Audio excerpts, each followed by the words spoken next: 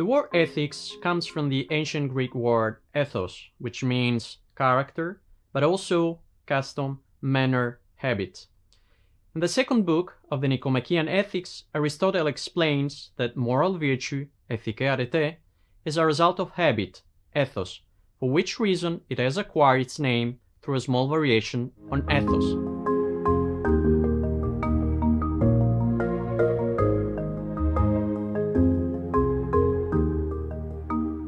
The word morality comes from the Latin mos moris, meaning an established practice, custom, or usage.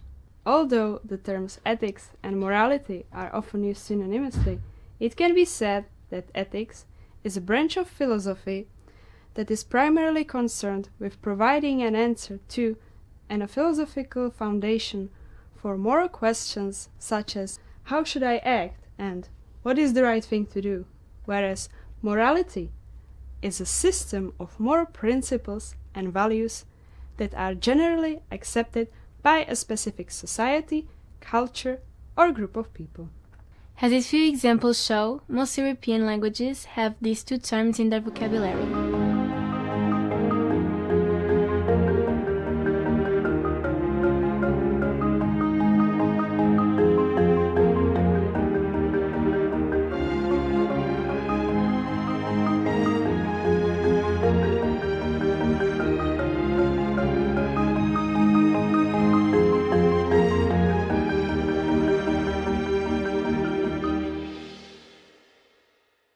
There are exceptions, however.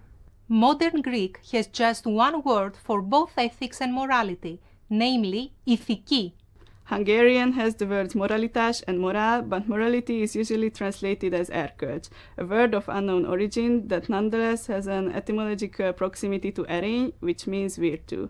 The word etika exists as a translation of ethics, but ethics is also translated as Erkölcstan, literally the study of morals. German is very peculiar in that, beyond the words Ethik and Moral, it has the third word, Sittlichkeit, which comes from Sitte, custom. In the element of the philosophy of right, Hegel uses this term to criticize Kant's approach on moral philosophy, which he regarded as overly abstract and not grounded on actual social life.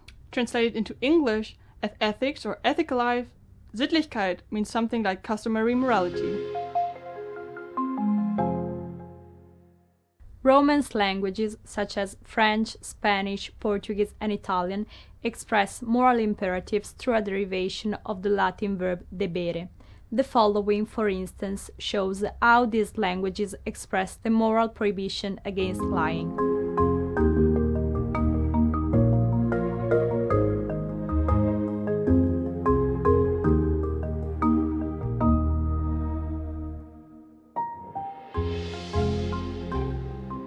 Whereas these Romance languages express both moral and non-moral necessity with the same verb, the German language expresses moral duty, that is normative or prescriptive necessity, through the modal verb sollen, a cognate of shall. Thus, for instance, when in the groundwork of the metaphysics of morals, Kant argues that moral laws carry absolute necessity, he uses the verb sollen and claims that the command "Du sollst nicht lügen, thou shalt not lie" holds for every rational being. In Russia, moral obligation is usually expressed with a short form adjective должен, which can be translated into English as should or ought to. Short form adjectives are predicative and agree with the subject in number and gender.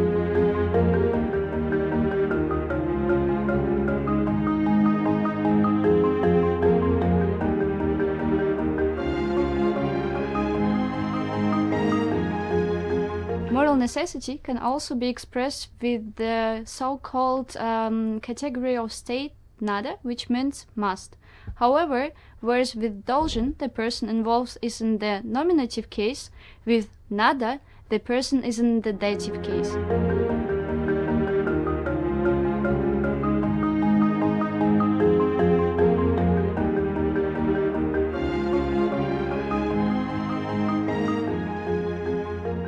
Moral obligation, permission, and prohibition can also be expressed with a word such as можно, it is allowed, нужно, it is necessary, нельзя, it is forbidden, обязан, it is obligatory, стоит, it is worth, and следует, ought to. In Czech, A modal verb musset, must, expresses a moral obligation or an ethical imperative to do something. A more attenuated obligation is expressed with the verb meet, should, ought to, in its modal usage and in the conditional, which is formed from the past form of the verb meet, in combination with a conditional auxiliary. The past form agrees in gender and number with the subject of the verb.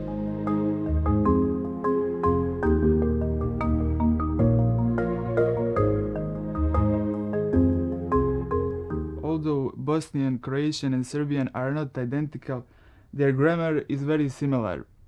And these languages mainly express the moral obligation with the verbs morati, must, be obliged to, and trebati, need or should, depend on the context. Both these verbs can be used either as conjugated or in subjectless form. That is only in the third person singular form mora or treba.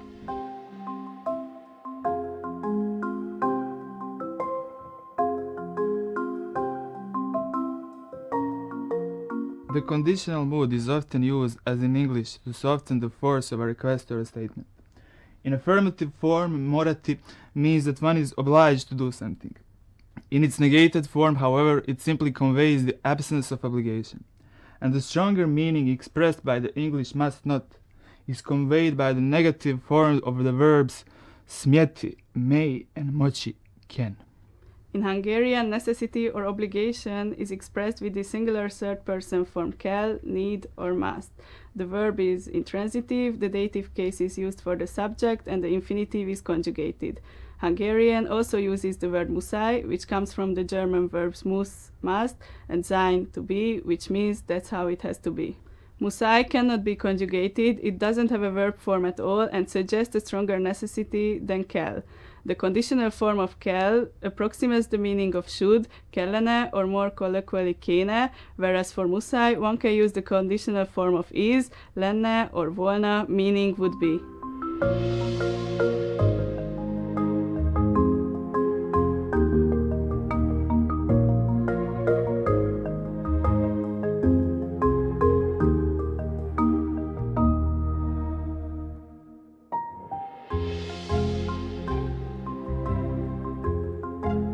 Let's respect the differences. Respeitemos as diferenças. Rispettiamo le differenze.